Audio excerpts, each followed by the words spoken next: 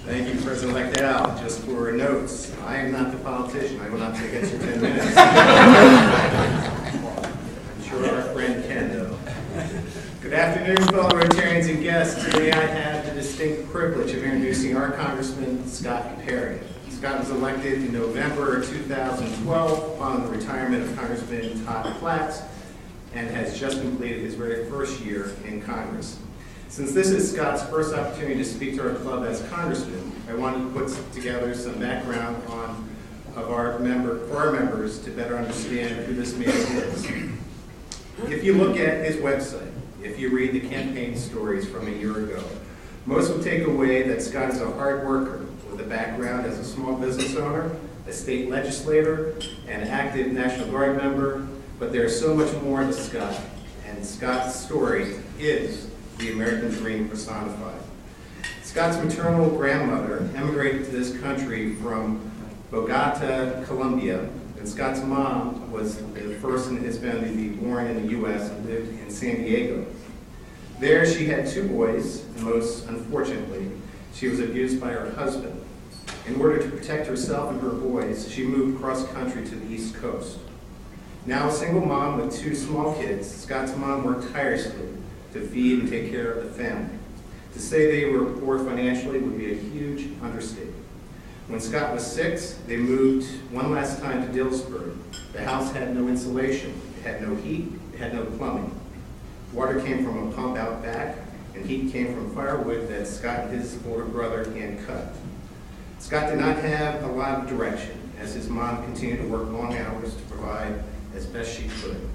Scott learned to be a fighter and a survivor in a very difficult environment, just like his mom. Scott finished high school. He graduated from Cumberland, Perry, Tech, and was introduced to the military. And Scott went to basic training for the National Guard, followed by putting himself through college at Hack, all while working full-time. Both of these experiences exploded Scott's horizons. Scott would continue college, graduating from Penn State with a BS in Business Administration, and eventually a master's degree in strategic planning from the U.S. Army War College. With the Pennsylvania National Guard, Scott graduated as president of his officer candidate school and was commissioned as a second lieutenant in the Field Artillery Branch. Later, Scott became proficient as a pilot, flying virtually all rotary wing aircraft in the Army's inventory. And interestingly, there are models of the Chinook helicopters on his Congressional District desk and down in D.C. Scott served our country in Bosnia and spent a year in Iraq, earning the Bronze Star. At this time, Scott was in the middle of serving as a state representative in Harrisburg. Scott is now a full colonel and in command of 4th Indian Town Gap, and is unique in Congress as one of the only a handful of congressmen still in active status. So let me quickly summarize for you. Our congressman is a second-generation American who grew up in the most difficult economic family environment, who self-educated himself, formed and owned his own small business, entered the military through the National Guard, moved through the ranks, is now colonel, and continues to serve with distinction. Served in the Pennsylvania House of Representatives, while also serving in Iraq, and now serves us in the U.S. Congress. If that's not emblematic of the American dream, I'm lost for words. And I should add, he likes lunch. Scott's committees. Scott is on the Committee for Foreign Affairs.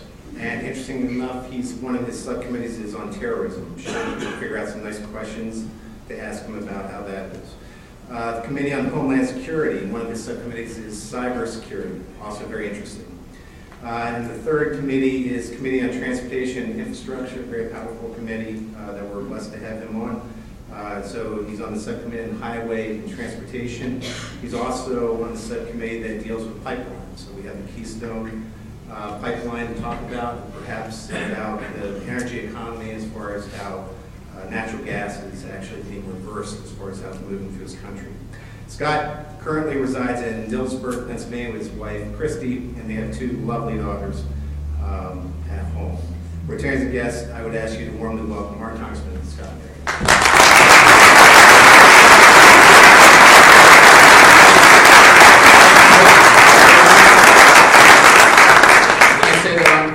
Intro, but kind of takes me back a little ways. I want to start out by was reminding everybody we had turkey for lunch, so if you start falling asleep, it's not my fault, right? Number one. Number two, I talk fast.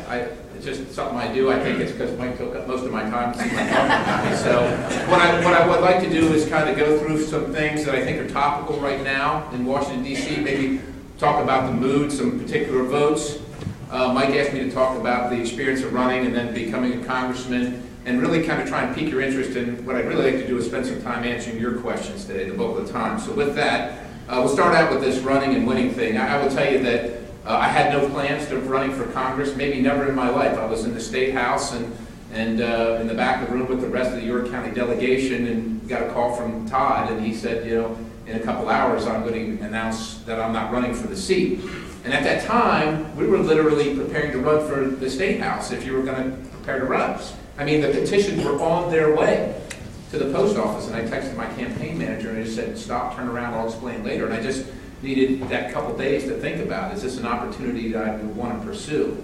Because oftentimes it's once in a lifetime to do something like this. And can you make a difference? I have a young family. Now my girls are 4.5 and 2.5, and I want to be there for my kids. It's important to me. But I'm also concerned about the country, and as a person who's watched and lamented, as many of us have, regardless of what you feel about the politics or the issue, I thought that things could be better and that I had something to offer. And so I made the decision, you know, in a moment, almost with, you know, the blessing of my wife and my pastor and some friends, and, you know, you take a chance. And, you know, it's one thing talking about the issues that you read about in the newspaper, you see on TV or hear about on the radio, and you say, well, this is what I would do, until they're right in front of you. And, you know, there are two sides, and both sides have good arguments, and both are due. You know, they both have they're both valid in many ways. But, you know, and so I generally lean to the right, I think most of you know. But, you know, we don't have kings in this country, and I'm not the king. And if you want a little bit of your side, you got to give a little to the other side too, and that's how it all worked together. And, you know, it was disappointing recently to me in the last vote that we made. And the options, I explained to me, we had an option where to keep the government going, get rid of some of sequestration, which a lot of people wanted us to stick with, and I liked the number. I liked the number. I didn't like how it was happening, but I liked the number. And but it was either vote for this or do this government shutdown thing again, which I didn't find wholly productive the last time we tried it. So that's where we were. But one of the things it did was it cut some of the COLA, 1% of the COLA for military retirees who are still of working age between the time you retire and 62. I'm a military guy, and I'm in that window. And so it's a vote to cut my own retirement. And the option was either cut that or cut the operational force, the folks that are out there fighting every day to keep the nation safe. And that, among other things, were our options. And I didn't like that option, but that's what we had on the table. And so, with some reluctance, as you always do, I voted yes. And I heard from friends of mine in the military that I served with for 30 years, calling me a traitor, and a couple other unpleasant names. And it kind of shook me, and it hurt my feelings. It hurt. And I explained to them that I was given an option of burning down the house or burning down one room in the house. And they said, well, no, why didn't you do? You don't have an option. These are your choices. Burn a room down or burn the whole house down. That's what you get when you go to Congress. And so when you read the newspaper, watch on TV, or hear the radio, and I would do this. Don't be so sure, right? Don't be so sure. So there have been some surprises. You want to keep your core, but there's been some surprises. So with that, a couple things. This budget that we're on. We are under significant pressure, as I think we should be rightly, to reduce the amount of spending at the federal government. We're $17 trillion in debt. We spend $1 trillion on the average more every year than we take in, and that's not included what we call the unfunded liabilities, which I think is somewhere between $75 and $95 trillion. We are badly in debt in this country, and we look at other smaller countries like Greece and some of the other Mediterranean countries in Europe, and we see the same cycle. We don't want to be there. Where we are right now, where we have been for the first 4 years, and this is going to be a little partisan, but it's just to illustrate, the portion of the budget is 1/3 of defense and non-defense discretionary. That portion of the budget. In the first 4 years, or first 2 years of the new administration, climbed $210 billion. There was a change in the House of Representatives and leadership. and partisanship where these funding bills emanate from. And since that time, we've taken it back the other way, $165 billion. Now keep in mind, that's 35% of the budget. The 65%, the big part that's driving the $17 trillion, the $1 trillion, and the unfunded liabilities, we don't touch it. Republicans are scared to death of it, and Democrats refuse to even discuss it. That's where we are. I think what that means to most of us in our communities are the things that we often identify the federal government with, the programs that you identify with that happen right in your community, that your municipalities deal with. That money all comes out of that 35%, and that's drying up. And people are struggling because of things they were used to that aren't necessarily available. All right, so, but these are the tough decisions that I put my hand up and said, yeah, I want to be part of that. Some days, I'll tell you, some days you think, what the heck was I thinking? So, can you be productive? So it's my first year. I just got this. Now this was, God love him, Todd Platz's bill, and it was my privilege to take on the mantle in the Gettysburg train station bill. But you would think some of these, the foundation, which is another great organization in Gettysburg, paying for the land, they want to donate it to the National Park Service, but when it takes an act of Congress, you say that it literally takes an act of Congress to accept it. So Todd got this thing passed once out of committee, and I think it did pass on the House floor once, and it's never become law. So I started working on it again because it's the right thing to do, and I got that bill passed just last week. I think it was last week, right? Bipartisan. Out of the House. Now, the Senate's another story. They don't like some of the language, and that's where the rub will be. But, it's not the balanced budget amendment that I offered, and I wish I could get something like that passed. But you got to be happy for the small victories and the times you can work together with your members and your colleagues on the other side. The State Department bill that I had offered got rolled into a larger effort, passed bipartisan as well. Literally in the State Department, when people make a mistake, the Secretary of State heretofore was unable to discipline them by firing them under the current code. Well, we found that to be somewhat objectionable, and so a nice lady from New York, Grace Meng, a Democrat, and I got together, wrote this bill, and we got some support on that thing and got that thing moved through as well. So good things are happening. Let me talk to you a little bit about the atmosphere. I'm not saying it's right, but it's true. Right now, things are starting to move a little bit more in Washington, and I think it's because of the upcoming elections. Okay, I don't think it's a mystery to folks that the rollout of the ACA was a little rocky, and it's taken its toll. That and, with some other things like the NSA, this thing in Benghazi, the IRS, the Attorney General's office looking at the AP reporters and things like that have reduced the president's numbers, and as well his parties, and they're very concerned about the next election. Not only they're trying to win the House, that is their stated objective, and maintain their leadership in the Senate, and those both are in jeopardy right now significantly. So they're a little more amenable, and of course Republicans don't have the best, we don't have the best reputation in town either. Just shutting down the government thing for a principle didn't seem to work out real well, and that just irritates folks. They would like us to find some way to get along without ruining people's vacations and so on and so forth. But all that is working together and pushing us towards the table, which is what enabled us to get this budget deal together. Now, it didn't make everybody happy. It certainly doesn't. It's not the bill that I would have written. It's not the bill that I voted for that Paul Ryan wrote. But it moves us forward, and what it really does is this thing called, you will hear, regular order. The House of Representatives, our government, we haven't voted on appropriations bills long. I've been there a year. But most of the members of Congress right now do not know what regular order is, where we vote on appropriations bills that say this is what our priorities are, this is where the spending is going to be, and then we put it out to the American people to say, do you agree or disagree? We haven't done that in 4 years at all. They've passed one budget in the beginning of the administration, and since then it's been these CRs, these continuing resolutions, because we are too far apart and can't come to some terms or some agreement. And what that means is people can't predict anything. People that work for the government or obliquely work through the government, whether it's transportation or what have you, they don't know what's coming. 6 months at a time or 2 months at a time, a continuing resolution. The House of Representatives, the people, have no ability to set priorities under that paradigm. We're getting out of that, and it took the whole government shutdown thing off the table till next September, at least for that. Now, we do have a debt ceiling thing coming up, and I don't know how that's going to work out, but I will tell you both sides Neither one is very interested in shutting down the government, I think. So it's forcing us to get along with one another. The other thing is that I joined this group called No Labels. You might have heard of it, Problem Solvers, Democrats and Republicans. I don't, when I walked in the room, they didn't know me, and I didn't hardly know anybody in Congress to begin with, and I certainly didn't know half the people in the room from the other party. But you leave your partisanship at the door, and you kind of identify some problems that most of you can get together on. Even though sometimes you don't agree with the recipe, you'll take a bite of the cake once it's done. And it has moved some things. People say, well, is this just for show or whatever? I mean, I had a gentleman kind of from the right say to me, I don't get why you joined that. What's the point? The point is that we're all Americans and we're trying to do the best thing for our country. We have our principles, but at the same time, we have a country to run here, and that's what should be first. So one of the things that came out of that was the No Budget, No Pay Act. I mean, Congress hadn't passed a budget in 4 years. I mean, the one thing that you're supposed to vote on when you go to Congress is the budget for running the country.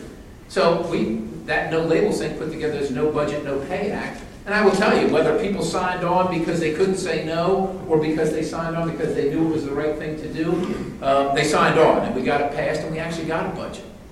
It's a good thing. It's a good thing, a good way to get us back to where we should be. The general mood in Washington is unfortunately still a mood of mistrust and distrust. And when you can't trust the person that you're negotiating with, it is hard to get things accomplished. Still in all, things are on the table. They will continue to be on the table. I understand from the Speaker just recently, as last week, said we are going to do immigration reform in the House. Now, I don't know if it's going to make it to the Senate. I don't know what it's going to look like. We're supposed to have the tenets of it here shortly.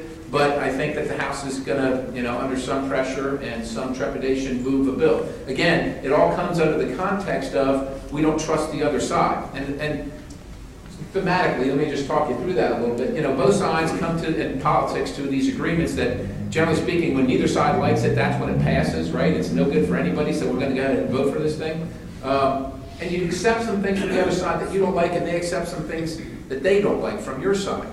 But what the House is, it's a general, I think, consensus is that we accept things from the other side that we don't like, and through administrative action from the president, who's the enforcer, he takes his part that he likes and does that, and the part that you liked, he doesn't do anything with that. And so there's that mistrust. And so some folks in Washington say, why pass anything at all? If the guy that's enforcing it refuses to do it, it's pointless. And so there's that. But at the same time, we hope that the kinder angels on our shoulders will say, we've got a country to run, and we'll just keep moving forward. Doesn't mean I'm a yes vote. I haven't even seen the thing yet, but we ought to at least consider it. The NSA spying situation.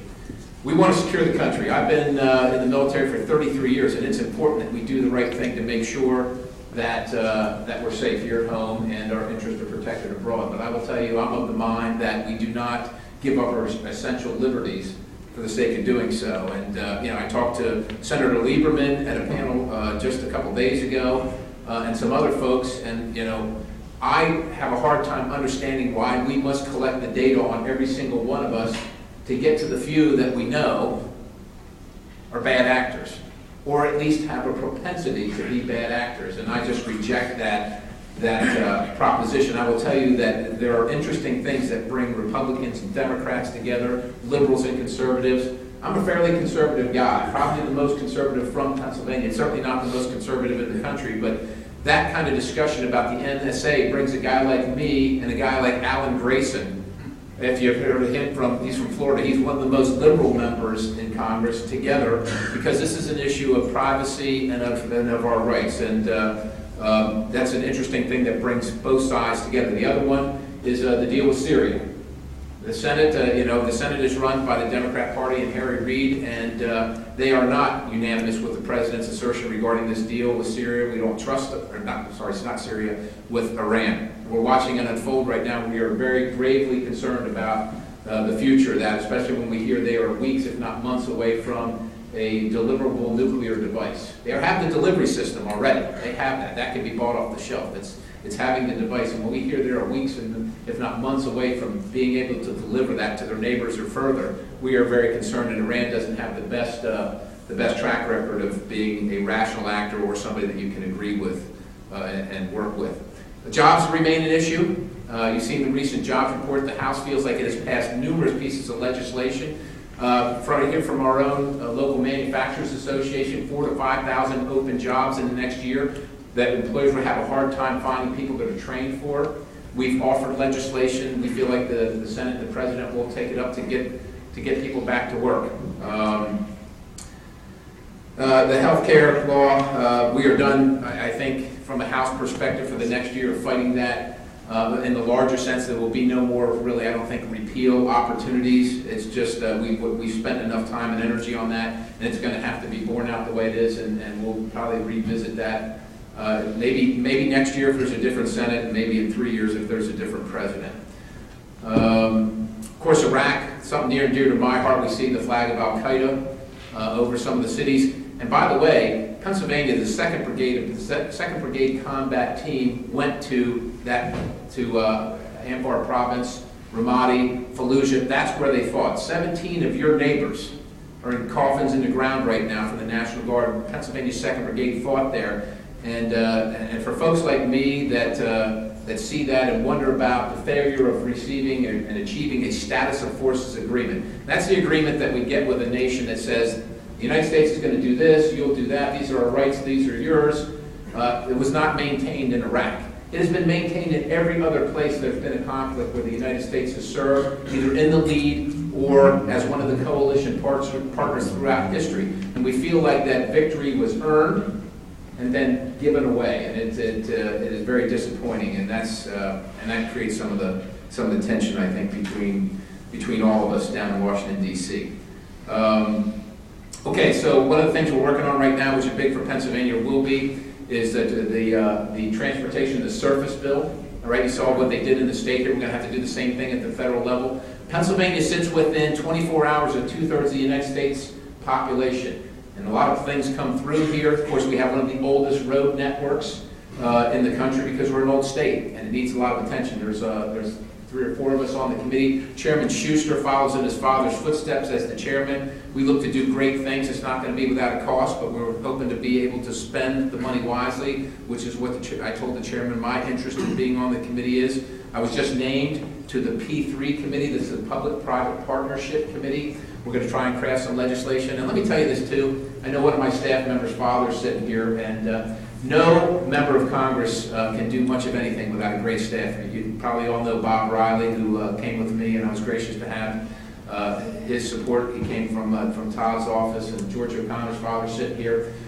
Unlike the Pennsylvania House, where you can get the answers from a committee on significant bills that are running. By the way, this last budget that we had 1,600 pages a day and a half to read them. You must rely on your staff, and we're down from about 20 to 15 from the old to the new, and I've got a great support team that helps me navigate this. I hope that kind of maybe piques some of your curiosity. I would love to get to questions, and that's where we'll go now, and we'll try and line it up here a little bit. Yes, sir.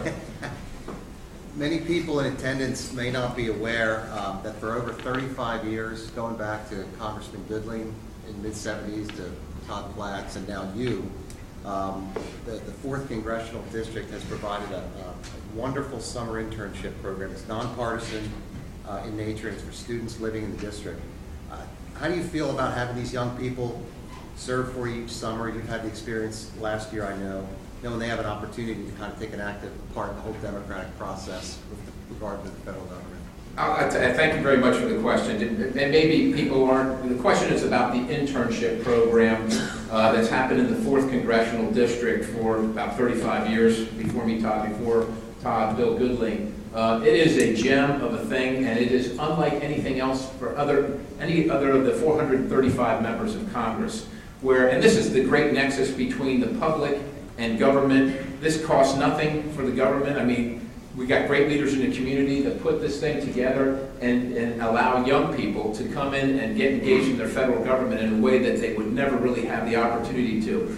It's 10 weeks, 5 weeks in Washington, D.C., 5 weeks in the district because it's different being in both different locations. It's housing while you're in Washington, D.C., and it's a stipend. And those folks come in and they work their tails off. And I'll tell you what, when those folks are there, you really come to rely on them. They become part of your staff very quickly. And they are doing the exact same work as the members of the staff that have been there for a long period of time. I mean, it's soup to nuts, answering phones and getting into policy, giving tours.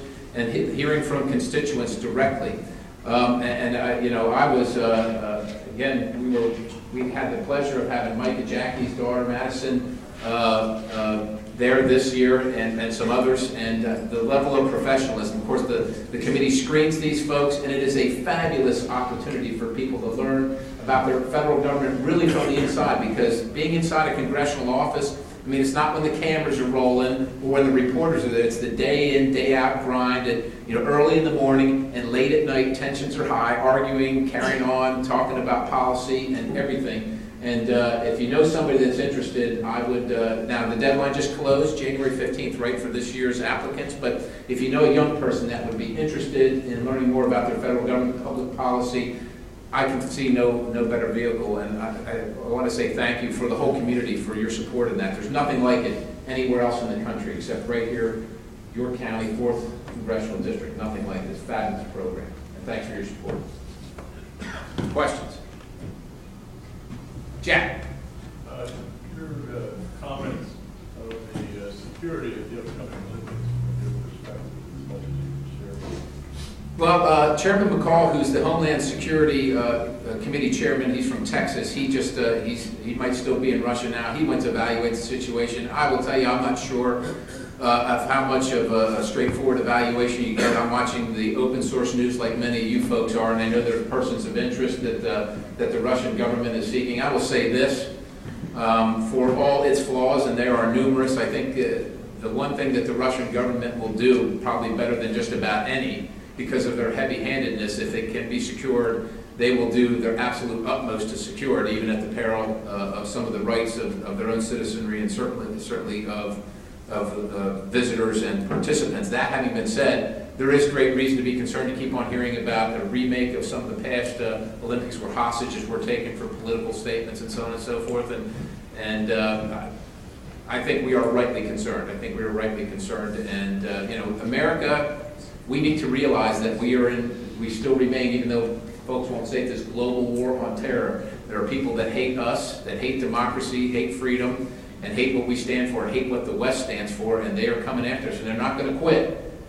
They're not going to quit anytime soon, and they're certainly not going to quit just because we've kind of said we're done now. That's not going to happen. So, Jack, I'm staying tuned, but I can't tell you that I know anything classified about it, and if it were, I wouldn't be able to tell you anything. But I remain concerned as well, and I tell you, I think if I was one of the athletes or one of the visitors that were going to go see it, I would take pause in doing so based on what I've seen and heard so far. Yes, ma'am. Congressman Perry, thank you for being here today. I'm the CEO for the YWCA, and we visited with you my first month on the job. Thank you so much. Hearing your history, I understand a little bit more why you wear those white go-go boots for our walk a mile in your shoes. I'm picking a different pair of shoes this year. We're looking forward in October to you lead the parade. But since President-elect Al brought up that it's the anniversary of Roe v. Wade, and we know that the Republican Party has gotten this moniker of being against women's health.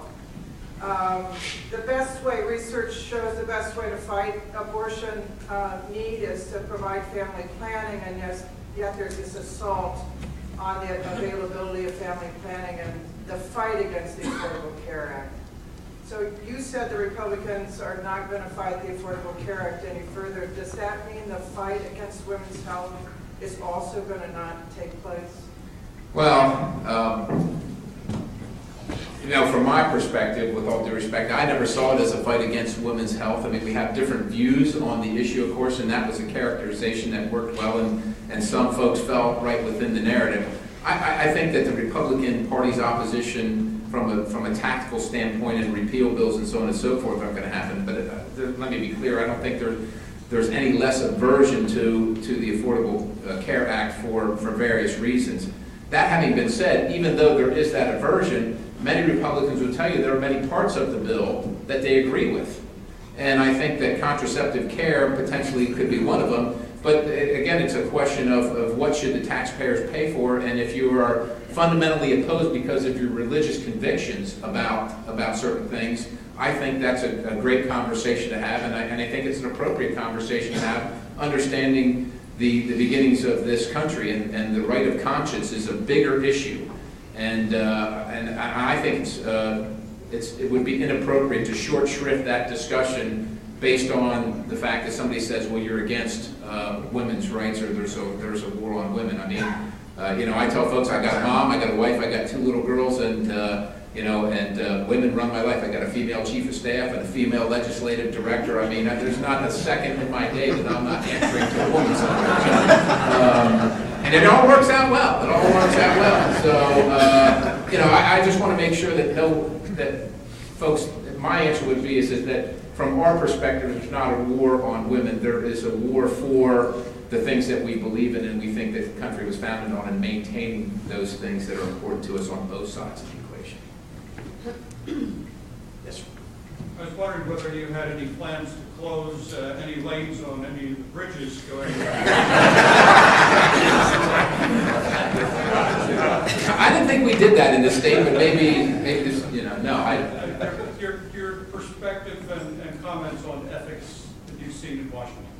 I'll tell you, for the most part, there's always a bad apple, or there's always moments in everybody's life where we fall short. But for the most part, both sides of the aisle, it has been nothing but top-notch. And you know, we are very passionate, regardless of what your perspective is, about what we believe in and maybe the ways to get there. I mean, some of the things are partisan, I will tell you. There's no doubt about it. I mean, I will tell you that the vote coming in the House under Republican rule for immigration is as tactically partisan as it is principled that something needs to be done. We acknowledge that it's broken, but also there's a partisan bent is that we want to vote on something that we're for, and that we think, unfortunately, will put the other side at a disadvantage, but they're going to have to vote for something or vote against it. At the same time, I mean, you know, this the unemployment compensation discussion that we're having now was taken off the table during the budget agreement and then immediately put back on, which was, you know, they're saying it, and I've lied to you, but the truth changed. You know, that was taken off. We're not going to discuss that. And as soon as the budget vote was done, now it's back on. So, unfortunately, that's the seamy underbelly of politics. But to a person, for the most part, even though we disagree. I mean, I work with folks on my side of the aisle that I disagree with, and I work with folks on the other side of the aisle that I agree with. And it is fascinating. You know, there's one young lady that I work with from the other side of the aisle, and I said, I have this proposal that I would like to run past you on Medicare, the ability to opt out of Medicare if you have the means to do that. And she said, you mean you could actually, you know, keep paying, but just take yourself out of it? I said, yeah. I mean, we got a guy, Darrell Issa, who's worth a couple $100 million serving in Congress, and he doesn't, him and his wife don't want to be in Medicare, but they can't opt out. And I said, do you think your side would go with for that? And she said, well, you know, there's a bunch of crazy loons over here, but there's enough of us, I think, that we could move that across. And that means she's just being very honest about, you know, the situation that, and we have the same thing on our side. And I think that that's refreshing, and to a certain extent, from my standpoint, not unexpected. I've served before, and I know the outside view is that everybody's in it for themselves, and they've got this particular agenda, and the rest of the community be darned. But I really don't see it that way. Of course, there always are bad apples. There's no doubt about that. But by and large, you know, maybe I'll just close the question with this. I talked to, we went to an event, just the Republican Party went to theirs, and then the Democrats went to theirs a week later. And I was sitting with the House chaplain on the bus on the way home, and I said, well, what did you think? What did you think of what you just heard for the last 3 days, all this gnashing of teeth and carrying on policy and rah-rah and all that stuff? And he said, you know, if I close my eyes, I can't tell if it's the Democrats or the Republicans. Both of you think the other one's destroying the country, you know? And I'm just in the middle of this thing, praying for all of us. So, you know, that's kind of where it is. So, you know, don't think that the exception is the rule. I haven't seen that. Yes, sir. We talk so much about cutting the budget. I wonder whether we've ever addressed the actual cost of government itself. We certainly haven't in Pennsylvania. I know there's a bill right now to address that. But it may be a very small part of our budget, but surely there are departments within the federal government that have become so voluminous in terms of people. When you have 1,600-page bills in Congress, that seems to me like a bill that's not well written. And there are too many people reviewing it. We have too many people to do these things that we might have a lot better government where it's somewhat small. Is there any way you see that we can cut the cost of government at the federal level or the state level? Because you've been part of that house in the state. Is there no way we can reduce that somewhat? There absolutely is a way. By half? There is a way. The by half is going to be a tall order. We've all become accustomed. I guess the overall question is how do we reduce? Is there a way to reduce the size of this government? You see the huge agencies. We've all become unwittingly accustomed to so many things that we don't even think about that state, local, federal government provides. And woe be to the politician or the statesman or the servant that says, well, I'm going to cut this, because there's always something else to be cut that somebody's going to call you, write you about, and say, well, why in the heck are you cutting 1% of a military COLA when you should be cutting Obama phones? Or something like that, you know, and so can it be done? It has to be a foundational thing, I think, among the leadership, whoever that leadership is, and the absolute moral conviction and the courage to do what needs to be done based on that foundation. It can be done, but it will not be easy. And I will tell you that one of the, I think, the vexing things for me and people that have been around for a while, I've talked to committee chairmen about this, is the rise of the bureaucracy. Good people working in federal agencies or state government agencies doing the job that they were hired to do with vigor.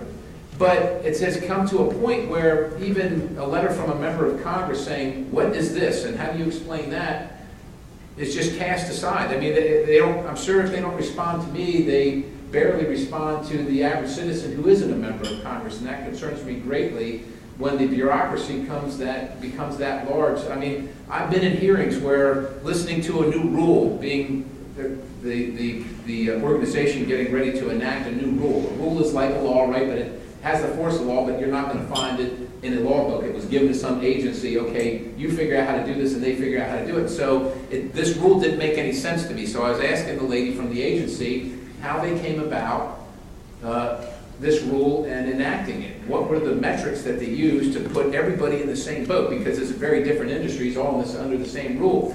And you get 5 minutes to question. That's not, believe it or not, that's not much time for a politician. But but at the end of a very frustrating exchange, she came back with, because it's the easiest thing for the agency to administer. Well, to me, that's really the tail wagging the dog. I mean, we don't do things because they're easy for the administration to administer. We do things because it's the right thing to do to accomplish whatever our goal is. When that's the goal, you know, it's on its head. As long as we got that mindset and people are willing to accept what I characterize as soft tyranny, and I see it in my township, I see it at the federal level, at the state level, we're willing to accept these things for whatever reason. Well, it's not worth the fight or whatever. It's probably going to get worse before it gets better. But can it be done? It can absolutely be done. I will tell you, people hate John Boehner. People hate Nancy Pelosi. People hate me. When your leadership in your community at the government level can't get anything accomplished that you want to have accomplished, it's really, I hate to say it, but it's the citizenry that empowers them. If you're mad at John Boehner because he's too liberal because the citizenry have allowed him to be too liberal by accepting what he only runs what the membership of the body will support. It's all, I hate to say it this way, it's a numbers game. It's not a game, but it's numbers. If you don't have the votes for something, it's not going to happen. And if people don't care to call their legislator and be heard, that's my biggest charge to folks that I talk to. They say, what about this and what about that? I'm so sick of this, that, or the other thing. Be heard. And I hear you. This is my job, is to hear. So I'm standing, listening, sitting, talking, taking a letter, your email, your phone call, whatever. But there's your neighbors. They're the people that you eat dinner or lunch with. There's the newspaper that you read a letter to the editor in. If there's not one from you about something that you're passionate about, no one, you know, if you don't care, who does care?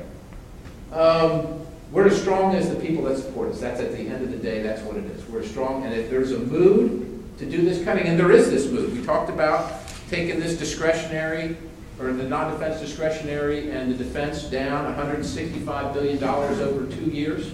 over 4 years when it took 2 to get there. That's because the mood of this country says we want a spending reduction. Now, the mood has not yet changed to we want a spending reduction significant to the amount that you want, or from the places where it has to come from to be as significant as most people talk about it. It's too big. We got to do something about it. But these programs are going to hit home if Medicare, Medicaid, Social Security, disability, Medicare, disability. That portion of Medicare goes bankrupt in about 1.5 years. It's either more taxes, less benefits, or more borrowing. Those are our options. Americans are going to have to start getting their minds around these huge problems that we have and say where they are. And that's what you do at an election. And because, folks like me say, this is where I am. And that's how it goes. So the will has to come, believe it or not, the way is there, the will comes from here. So the debt ceiling, you said that you can tax more, spend less, or borrow more. When are you ever going to abide by the debt ceiling? Well, the last time we tried, it didn't work out. We tried to abide by the debt ceiling and slow it down. It didn't. Maybe it was the wrong issue. Maybe we didn't sell it correctly or what have you. Americans don't like raising the debt ceiling, but I don't think they're quite ready yet to make the sacrifices of not raising the debt ceiling. And I would say, from my perspective, the other side wants to make that a perfunctory, there is no vote on it. It just, once you get to the debts that you've incurred, you keep going over and just keep paying the bills, because it's characterized as not paying the obligations that you've made. And for folks like me who sit in Congress, I mean, some of the obligations I didn't make those obligations, so I don't feel obligated to vote to pay for them. But often, and I think in the future, we'll still be left with this choice of increasing the debt ceiling or shutting down the government, or some variant of that. There's going to be something in the deal, like, okay, we'll raise the debt ceiling if you include this.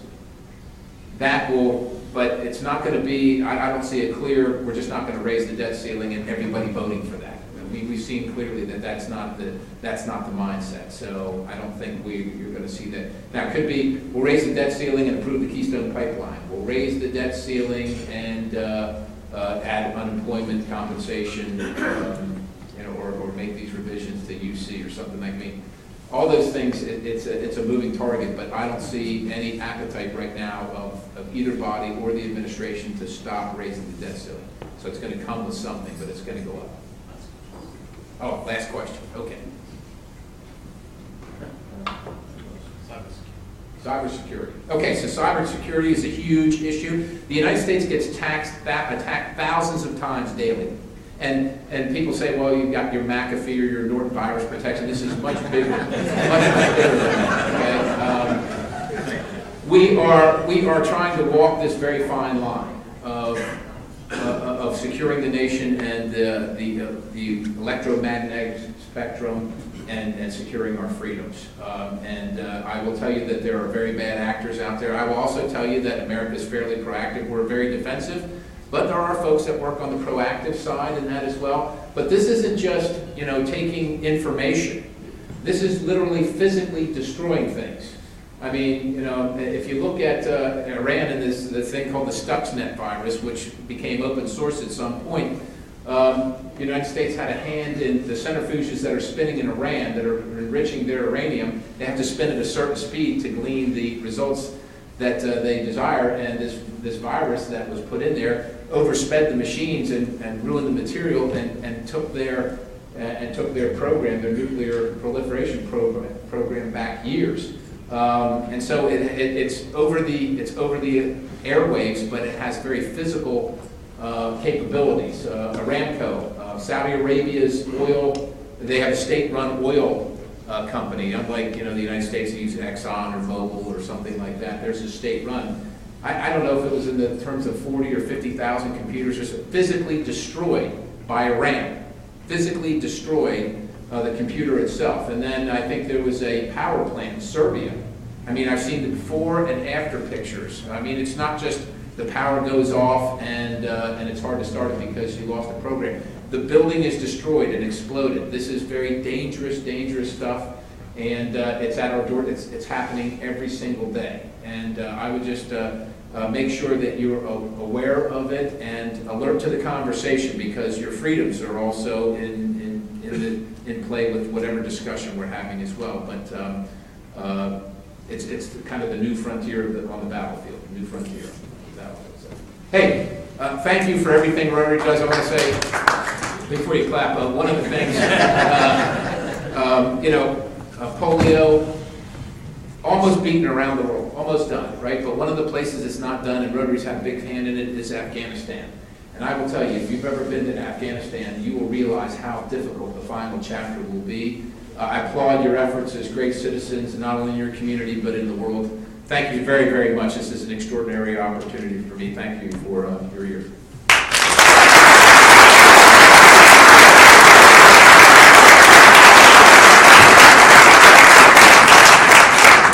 Congressman Perry, it has been our privilege to host you today. Thank you for taking the time to come and speak to us. This is a token of our appreciation, which I'm pretty sure you won't have to declare on your... Thank you.